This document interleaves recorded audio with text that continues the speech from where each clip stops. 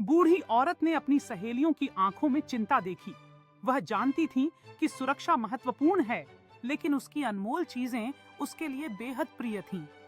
उस दिन उन्होंने मिलकर एक नया ताला और चाबी खरीदने का फैसला किया, ताकि उनका खजाना हमेशा सुरक्षित रहे। मुझे यह ले लेना चाहिए। मुझे यकीन है कि इसे कोई चोर नहीं ले जा सकता। मैं तो खुद मुश्किल से इसका एक कोना उठा सकती हूँ। मेरा खजाना बिल्कुल सुरक्षित रहेगा, बूढ़ी औरत ने कहा। क्या तुम्हारे पास अपने घर को ताला लगाने के लिए चाबी है? उसकी सहेलियों ने पूछा। अगर तुम अपना घर बंद नहीं करोगी, तो तुम्हारी गैर मौजूदगी में 2 आदमी आकर आसानी से इसे उठा ले जा सकते हैं। क्या यह बेहतर नहीं होगा कि तुम अपने घर के लिए एक नया ताला और चाबी ले लो? आओ। वे एक छोटी सी दुकान में पहुंचे, जहां ताले और चाबियां सजी हुई थीं। बूढ़ी औरत ने एक नया ताला चुना और अपने दिल में एक नई खुशी महसूस की, यह सोचते हुए कि उसका खजाना अब सुरक्षित रहेगा।